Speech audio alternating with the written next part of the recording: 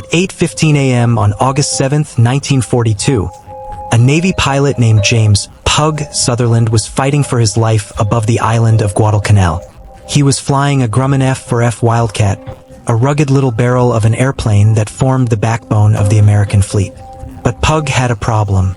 He was staring at a formation of Japanese bombers, and behind them, a swarm of Zeros was diving in to kill him. He hauled his Wildcat into a tight turn, settling his sights on a Japanese bomber. He squeezed the trigger. The .50 caliber machine guns mounted in his wings roared to life. Tracers streaked through the sky, yet the bomber didn't explode. It didn't even trail smoke. The rounds sliced past the fuselage, some too high, some too low, others slipping harmlessly left and right. It looked like he was spraying a garden hose at a speeding car. He wasn't missing because he lacked skill. He was missing because of a geometry problem that was getting American pilots killed every single day. The problem was called convergence. To understand why American fighters were struggling to knock enemy planes out of the sky in 1942, you have to study the wings of their aircraft. Almost every Allied fighter, the Wildcat, the Mustang, the Corsair, the Spitfire, carried its guns in the wings. Not because that was the ideal position, but because it was the only place they could fit. The fuselage was packed with engine and pilot, so the guns had to be mounted on the thick metal spars out in the wings. This created a serious headache. The guns sat 5 to 10 feet away from the center line of the plane. They couldn't simply point straight ahead. If they did, the bullets would travel in two perfectly parallel streams and never intersect, while the target, narrow and centered, slipped safely between them. So the armorers angled the guns inward. They harmonized them so the streams would cross at a chosen distance, usually 300 yards. Picture trying to poke someone in the chest with two pool cues while standing 10 feet apart. You must angle them precisely to meet in the middle. That works if the person stands exactly where you expect. But in a dogfight, nobody stands still. If a Japanese plane sat at 300 yards, it flew straight into a buzzsaw. Every round converged at one lethal point and it disintegrated. But at 200 yards, the bullets passed wide on either side of the cockpit. The pilot would see tracers boxing the enemy but striking nothing but empty sky. At 400 yards, the streams crossed and then spread again, turning into a broad, ineffective spray. This was the Convergence Trap. It forced pilots to perform complex trigonometry in their heads while pulling 5Gs and being shot at. They had to judge the range perfectly. Guess wrong. And they were just making noise. And there was more. Wings are not carved from stone. When a pilot yanked back on the stick to pull out of a dive, the G-forces bent the wings upward. That flex twisted the gun mounts. Even if the sights were calibrated flawlessly on the ground, in a high-stress maneuver the guns might be pointing 3 feet too high. American pilots were expending thousands of rounds for a single kill simply because their bullets refused to travel where their eyes were looking. While Navy aviators cursed their wing guns, a team of engineers at Lockheed in California was designing a fighter that shattered the rulebook. It was the P-38 Lightning. It didn't resemble a conventional fighter. It looked like something from a science fiction sketch. It didn't have one fuselage, it had three. Two long booms housed the engines, and a central pod held the pilot. It was massive, heavy, and eerily quiet. The exhaust was muffled by turbo superchargers, so you wouldn't hear it until it was practically overhead. Pilots who first saw it didn't know what to think. They called it the Flying Ladder. They nicknamed it the funny-looking bird. The British Royal Air Force examined it once, declared it overly complex, and cancelled their order. A fighter, they insisted, had to be simple and agile. The P-38 was neither. It was a hot rod built for speed and altitude, not tight turns. But the greatest controversy wasn't the twin tails or the hushed engines. It was the nose. The designer, a brilliant engineer named Kelly Johnson, studied the convergence problem and decided it was nonsense. He didn't want his pilots guessing range. He didn't want their guns flexing with the wings. He wanted a rifle, not a shotgun. Taking advantage of the Lightning's unusual layout, he realized the central nose pod, empty because the engines were out on the booms, offered a solution. Johnson packed the entire arsenal directly in front of the pilot's feet. Not just a pair of guns, He installed 4.50 caliber machine guns and a formidable 20mm cannon. He clustered them so closely their barrels nearly touched. It was a mechanic's nightmare. The compartment was so tight that ammunition belts had to snake through a maze of chutes. The cannon itself was a monster, firing high explosive shells nearly an inch across. Concentrating that level of firepower in a space no larger than a bathtub seemed excessive. Experts in the Army Air Forces despised the concept. They argued the average pilot wasn't a sharpshooter. They warned that firing all those weapons simultaneously would tear the nose apart from vibration. They insisted that in combat stress, a pilot needed the forgiving spread of wing-mounted guns to compensate for imperfect aim. A wide bullet pattern, they claimed, was an advantage, like using a shotgun for duck hunting. With a tight stream, you had to be flawless. Miss by even an inch and you missed completely. Missed entirely. They labeled the P-38's nose cluster a specialist's weapon, suggesting that ordinary pilots would never manage to hit anything with it. There was also deep concern about the cannon itself. The 20mm Hispano cannon had a reputation for jamming. It was heavy, sensitive, and temperamental. In early trials, it would fire a short burst and then seize up, leaving the pilot with only the machine guns. Critics seized on that as evidence the design was too ambitious. They preferred dependable, straightforward, wing-mounted guns. They wanted what was familiar. They looked at the P-38 and saw a gadget, an engineer's toy that would fail in the mud and blood of real combat. But the war wasn't pausing for the argument. In the Pacific, the Japanese Zero was dominating the skies. It was faster and more maneuverable than anything the Allies possessed. Could pivot in midair. American pilots in their heavy P-40s and Wildcats were growing desperate. They would dive on a Zero, get a fleeting second to fire, then watch their tracers splash uselessly around the target because of the convergence gap. Moments later, the Zero would roll and slip onto their tail.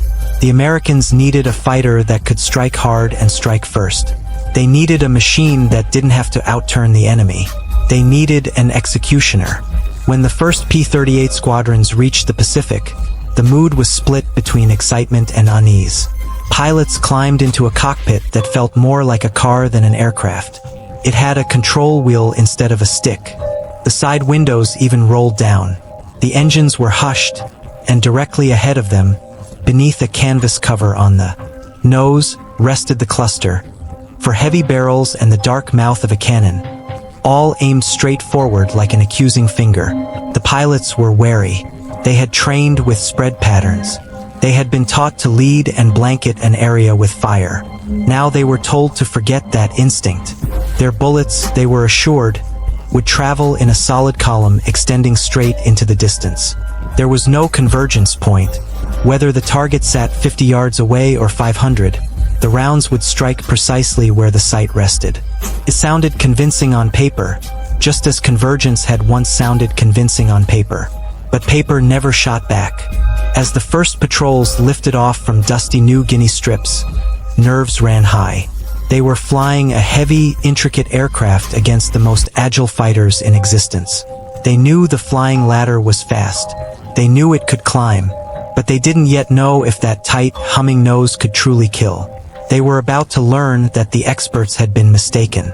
They were about to discover that when you eliminate the spread and concentrate the fury, you don't merely punch holes in airplanes, you rip them apart. While officials in Washington debated bullet patterns and pilot technique, Lockheed engineers were confident they had built something that defied probability. The P-38's nose wasn't merely a mounting point. It challenged accepted military doctrine. In every other fighter, the pilot played a game of geometry, judging enemy speed, bullet drop, wing angle. It was a tangled, chaotic calculation. But inside the Lightning's nose, the math vanished. By grouping 4.50 caliber machine guns and a powerful 20mm cannon into a space barely wider than a man's shoulders, Kelly Johnson had engineered a point-and-shoot instrument of destruction. The physics were brutally simple. In a Spitfire or Wildcat, bullets left the wings, angled inward, crossed at 300 yards, then diverged. The lethal zone, the narrow band where fire was dense enough to destroy, was scarcely 50 feet deep. Fire too soon, you missed. Fire too late, you missed. In the P-38, the rounds flew parallel. They never intersected. They never fanned out. They streaked forward in a tight, cohesive beam, like a flashlight piercing darkness, all the way to maximum range. It changed the nature of air combat. A P-38 pilot could begin firing at 1,000 yards, a range unthinkable for other fighters, and still deliver a concentrated strike. He no longer worried about hitting a convergence sweet spot. Whether the Zero was close enough to read its markings or half a mile distant, the outcome was identical. If the gun sight covered the target, the bullets did too. Pilots began calling it the finger of God. You aimed it, and whatever lay in its path simply vanished. Yet the real advantage wasn't accuracy alone, it was concentration. The .50 caliber machine gun was already fearsome. Each round was as thick as a marker pen, could punch through engine metal and sever limbs. Standard fighters carried 6, spaced along the wings. Their fire scattered, 2 hits in a tail, 1 in a wing, perhaps 1 in the cockpit. Damage, yes, but not always fatal. A sturdy aircraft could endure that dispersion and limp home. The P-38 dispersed nothing. It delivered 4 streams of .50 caliber fire, reinforced by explosive cannon shells, into a circle scarcely larger than a dinner plate. This produced what pilots called the buzzsaw effect. When 5 heavy weapons struck the same square foot of aluminum at once, the result wasn't a puncture, it was annihilation. The structure couldn't absorb such focused energy. The combined vibration and kinetic force shattered spars and tore panels apart. It was the difference between peppering a window with gravel and smashing it with a sledgehammer. The gravel chips the surface. The hammer obliterates it. Glass. The sledgehammer erases it completely. At the heart of this destruction was the 20mm Hispano cannon. This wasn't a machine gun. It was closer to artillery. It fired a shell packed with high explosive. When it struck a Japanese bomber, it didn't simply punch through, it detonated inside the airframe. Critics had despised it because of its tendency to jam. But mechanics in the Pacific learned how to make it perform. They lubricated it carefully. They adjusted the feed systems. They trained pilots to fire short, disciplined bursts. When it functioned properly, it was catastrophic. A single cannon hit could tear the wing off a fighter. Combined with the 4 machine guns, it created what pilots called a 1-second kill capability. Lightning pilots quickly understood they didn't need to dogfight. In fact, trying to turn with a Zero remained suicidal. The Zero was like a kite. The P-38 was a muscle car. Slow down to circle and the Zero would devour you. So American pilots developed a new tactic, boom and zoom. They used the Lightning's superior climb rate to rise high above Japanese formations. Then they rolled over and dove. The P-38 was heavy, over 15,000 pounds, and it dropped like a safe.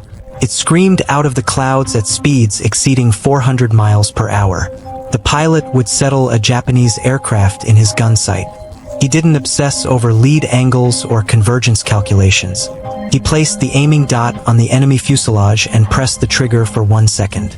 In that single second, the nose cluster hurled roughly 60 rounds of .50 caliber ammunition along with 3 or 4 20mm shells. Thanks to the parallel trajectory, all 64 projectiles struck the same precise point. The result was brutal. Wings detached outright. Tails snapped free. Fuel tanks erupted into fireballs. Japanese pilots, accustomed to seeing American tracers scatter wildly around them, suddenly found themselves exploding before they even knew they were under attack. And before surviving Zeros could react, the P-38 would use its momentum to climb back into the sky, unreachable. The Japanese response mixed confusion with fear. They couldn't comprehend how Americans were scoring hits from such distances. They were used to the close-range knife fights of wildcat engagements, where you were near enough to see the enemy pilot scarf. Now aircraft were disintegrating from half a mile away. They began calling the P-38 the fork-tailed devil. It wasn't just the twin-boom shape that inspired the name. It was the unnatural efficiency of its killing. It didn't duel.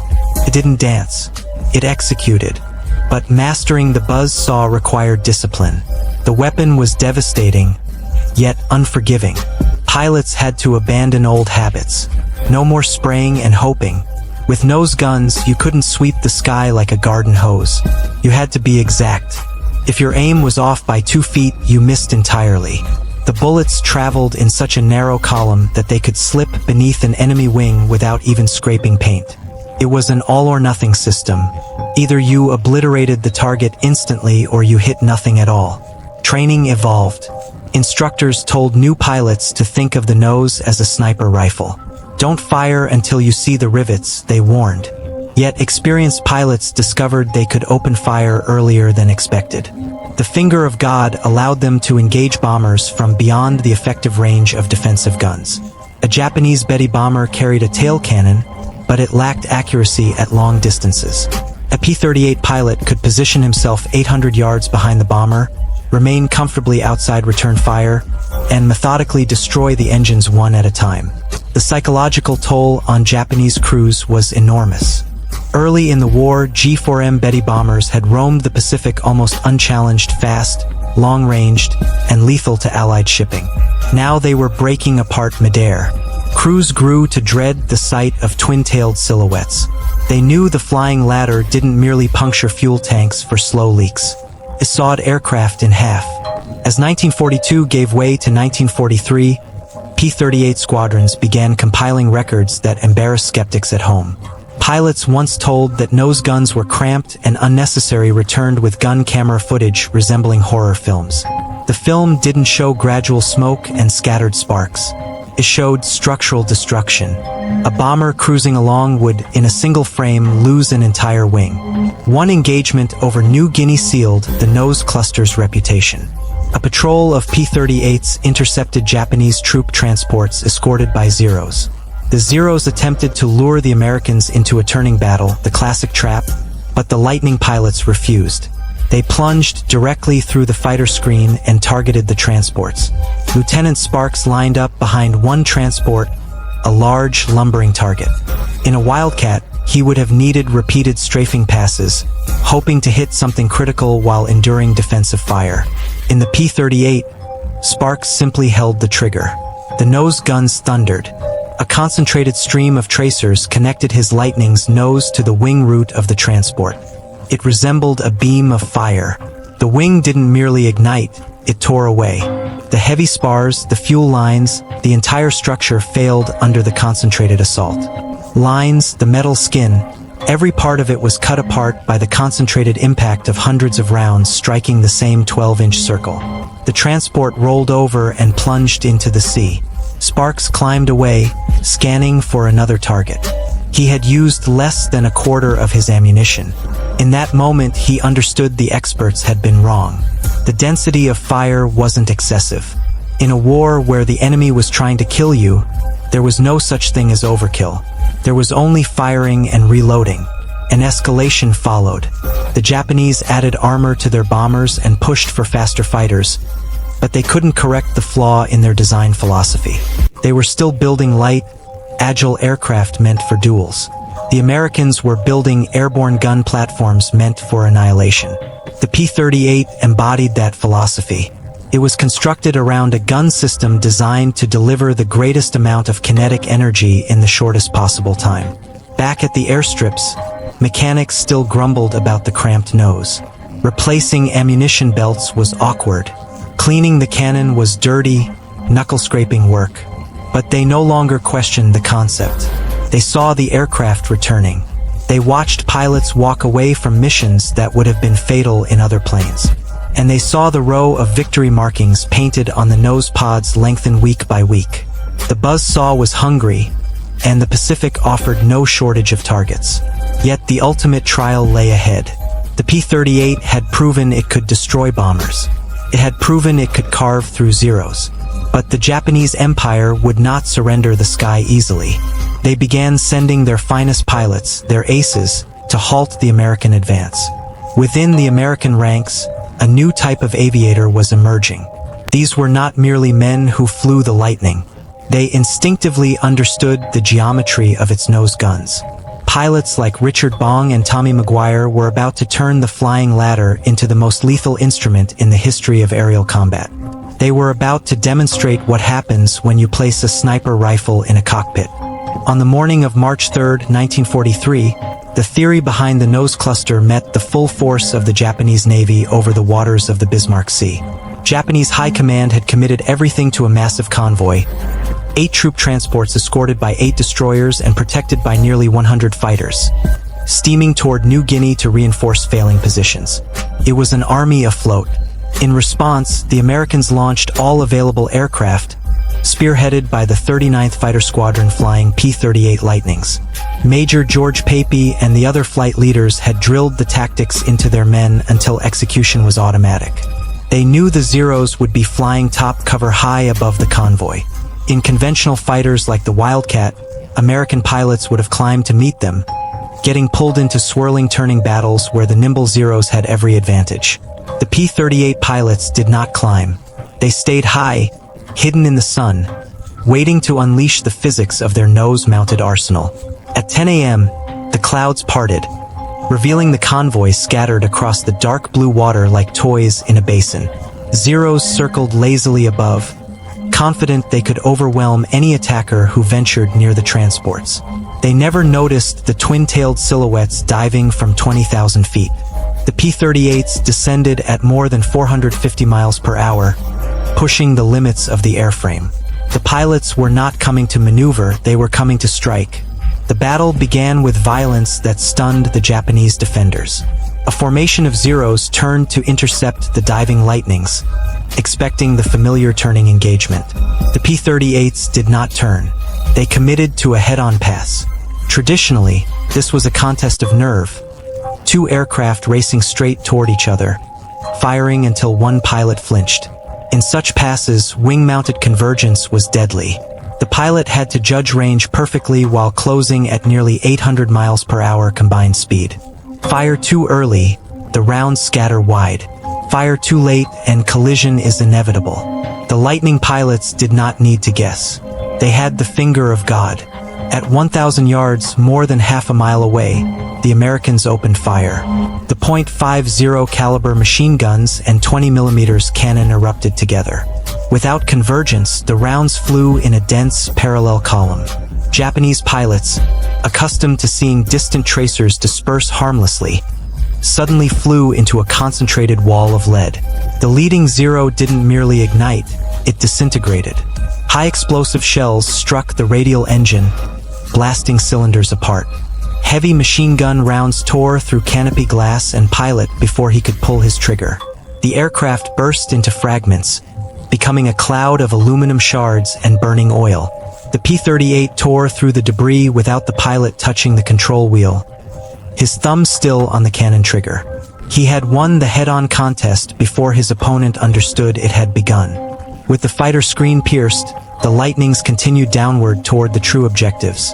The bombers and the transports below were flying G-4M Betty bombers low over the water to shield the ships. The Betty was fast and long-ranged, but it carried a fatal flaw. Its fuel tanks were unarmored rubber bladders tucked inside the wings. American pilots called them flying Zippos, one-shot lighters, because once ignited, they burned instantly. Usually, though, you had to get dangerously close to set them off. Lieutenant Richard Bong, a young pilot already building a reputation, locked onto a Betty from behind. He was diving fast, cutting down from the rear. In most fighters, he would have worried about the tail gunner. A 20mm cannon mounted in a bomber's tail could tear you apart if you lingered. But Bong didn't need to close the distance. From 600 yards, well outside the effective range of the Japanese gunner, he steadied his sight on the right wing root. He pressed the trigger for 1 precise second.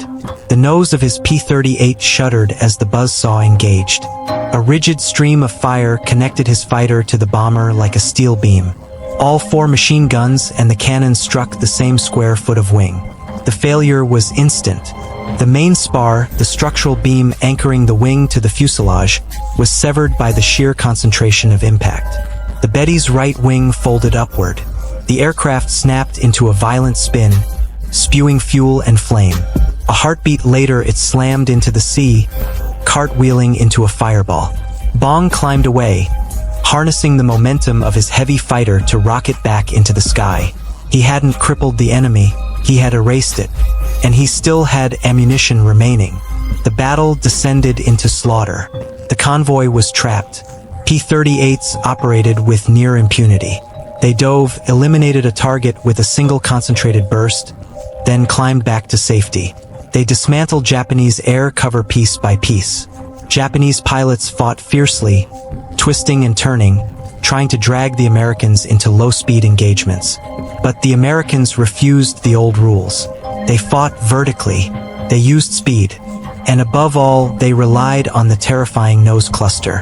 One P-38 pilot found himself trailing a zero-braking hard left. In a P-40 or Wildcat, he would have needed heavy lead, firing ahead and hoping the wing guns formed a wide pattern the Zero might cross. Instead, with nose guns, he simply tracked.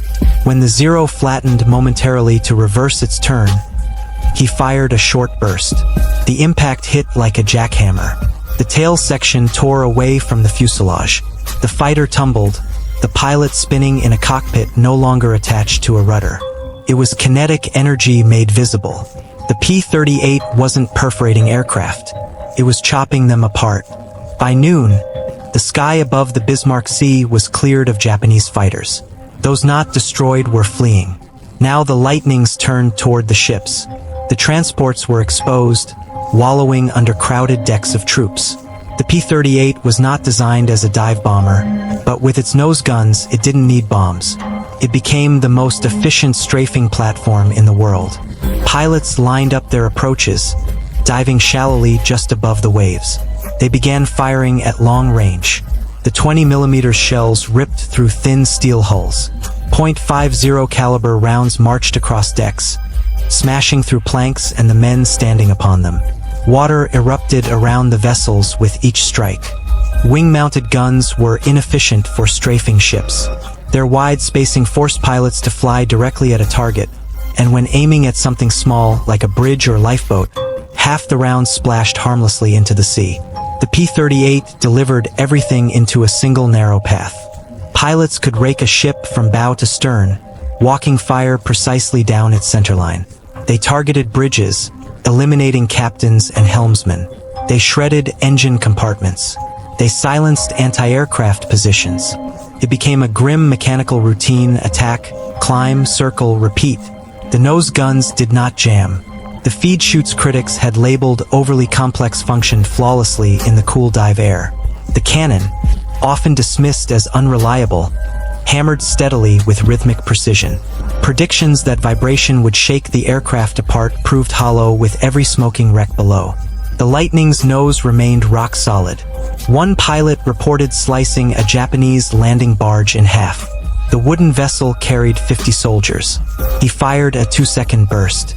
The combined force of cannon shells and heavy machine gun rounds cut through the hull like a chainsaw. The barge split down the center, spilling its cargo into shark-infested water. It no longer resembled battle. It resembled eradication. When the P-38s finally turned home, ammunition counters empty, the scene beneath them was apocalyptic. The Bismarck Sea was coated in oil slicks, burning wreckage, and debris. The Japanese convoy had been destroyed, 8 transports and 4 destroyers lost. More than 3,000 Japanese troops were dead. American losses were minimal. The pilots flew back to their bases in New Guinea, arms aching from handling the heavy control wheels, their engines humming steadily in the thinning afternoon light, ears ringing from the thunder of the engines. Yet their spirits lifted high. They had confronted the finest pilots the Japanese Empire could deploy, and they had overwhelmed them. They had proved that the P-38 was not a clumsy ladder or a misguided experiment. It was a predator. When they touched down, ground crews rushed toward the aircraft. They studied the nose caps. The paint was blistered from the heat of the gun barrels. The canvas shrouds were torn. Soot from the cannon muzzle darkened the front of the pod. Yet the planes were whole. They had not broken apart. They had not failed. The pilots climbed down, drenched in sweat, exhausted, and began recounting the stories that would harden into legend. They spoke of slicing wings from bombers. They described blowing Zeros apart from half a mile away. They talked about the buzzsaw effect. Doubt had vanished. In its place was a hard-earned respect for the machine. Officials in Washington could debate convergence angles and spread patterns endlessly. The men in the Pacific understood the reality. When something needed to be destroyed immediately, you used AP-38. When the engines finally powered down on the rough airstrips of New Guinea, the silence felt weighty. Pilots from the P-38 squadrons stepped out of their cockpits, flight suits soaked through, legs trembling after hours of guiding a 15,000-pound fighter through combat. They walked to the front of their aircraft to examine the results. The noses were blackened with soot, stained by the residue of thousands of rounds fired. The paint on the barrels peeled from heat. Mechanics did not view the scorched metal with concern. They saw triumph. Every streak of gunpowder meant an enemy plane had not returned. The validation of the P-38 was written not only in reports, but in tally marks. As the Pacific War intensified, a different kind of ace emerged. These were not reckless stick-and-rudder duelists from an earlier era relying on instinct and chance. They were methodical. They recognized the Lightning was not a toy, it was a high-speed gun platform. They mastered its speed to control the fight and used the nose-mounted arsenal to finish it.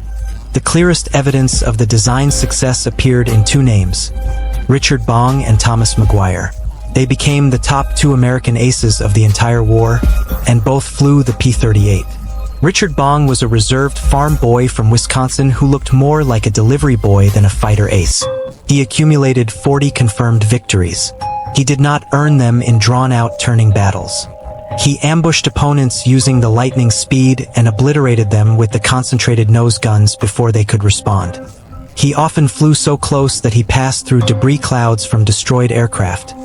Confident that with the nose cluster, his aim was certain. Tommy Maguire, by contrast, was intense and analytical, devoted to the mechanics of combat. He authored detailed instructions on how to fly the P-38 effectively. He championed the philosophy of the nose cluster, urging new pilots to abandon traditional deflection shooting and scattershot habits. Treat it as a precision rifle, he insisted. He scored 38 victories, only 2 behind Bong. Together, they demonstrated that those who dismissed the nose guns as unnecessary had misjudged entirely. In aerial warfare's unforgiving arithmetic, what mattered most was concentrating the greatest force into the smallest possible space. By 1944, the P-38 was no longer the odd-looking bird or flying ladder. It had earned its name. The fork-tailed devil, feared across the Pacific. It shot down bombers. It strafed ships. It carried bombs against bridges and supply lines. It even operated as a night fighter, stalking targets with radar pods mounted on its nose. The aircraft, once rejected and ridiculed, had become the Pacific's versatile workhorse. Yet the end of the war brought an ironic fate. Aviation technology was advancing rapidly. Even as P-38s secured air superiority over the Philippines, jet-powered fighters were emerging over Europe. The jet engine redefined combat. Propeller-driven aircraft became outdated almost overnight. The complex twin-engine Lightning, large and powerful, suddenly belonged to a passing age. It represented the pinnacle of piston engine design, but that chapter was closing. When Japan surrendered in August 1945, the United States possessed thousands of surplus warplanes scattered across Pacific islands. Returning them home was prohibitively expensive. Military planners made a stark decision. Radios and guns were removed. Fuel and oil were drained. Then bulldozers arrived. For aviation enthusiasts, the image is painful. Massive machines pushed nearly new P-38s into towering heaps. Aircraft that had just secured victory, some with barely any flight hours, were shoved into pits, crushed, burned, or tipped off carrier decks into the ocean. The fork-tailed devils that had dominated Pacific skies were reduced to scrap or left as silent reefs beneath the waves. Who had entrusted their lives to these aircraft were forced to watch them reduced to scrap. Only a small number endured. Today, fewer than a dozen P-38s remain airworthy anywhere in the world. If you stand before one in a museum, its size is striking. It towers above you, a twin-boom giant from another era. But when you walk to the nose, you see Kelly Johnson's brilliance. You notice the 4 ports for the .50 caliber machine guns and the central opening for the 20mm cannon. You see how tightly they are grouped. You can almost feel the vibration, hear the thunder, and imagine the violence that burst from that confined space the moment the pilot pressed the trigger. The legacy of the P-38 is not measured only in the victory totals of Bong and Maguire. It lives in the lesson it taught military aviation. The debate over convergence versus nose-mounted guns was decisively resolved. When the jet age began, designers stopped placing guns in the wings. The F-86 Sabre, the F-4 Phantom, the F-15 Eagle, all mounted their weapons in the nose or fuselage along the centerline. They understood that Kelly Johnson had been correct. In aerial combat, you don't want a scattergun, you want precision. The P-38 demonstrated that innovation often appears reckless to those rooted in tradition. It showed that unusual designs are frequently answers to problems others have failed to solve. Critics saw a cramped engineering headache. Pilots saw survival. They saw a weapon that left nothing to probability. In a conflict where a fraction of a second determined whether you returned home or went down in flames, the P-38 provided the decisive advantage. We preserve these stories to ensure that the fork-tailed devil and the men who flew it are not lost to silence. We recount them because victory's tools were often shaped amid skepticism and ridicule. We remember men like Richard Bong, who survived 40 aerial combats only to die testing a new jet fighter before the war officially ended. They were pioneers who stretched the limits until they broke. If the story of the buzzsaw and the aircraft that tore through the Japanese air arm moved you, consider supporting this channel by pressing like. Each like strengthens the reach of these histories. Subscribe and activate notifications so you never miss an in-depth look at the machines that shaped the war. Every week we explore the archives to uncover the stories of the hardware and the heroes who changed the world. Leave a comment and let us know where you're watching from. We'd love to hear from history enthusiasts in the United States, the United Kingdom, Canada, Australia, and beyond. If you've ever seen a P-38 in person, tell us about it. Did you study the nose guns? Did you grasp what they represented? Share your experience. You are as much guardians of this history as we are. Thank you for watching, and thank you for ensuring the fork-tailed devil is never forgotten.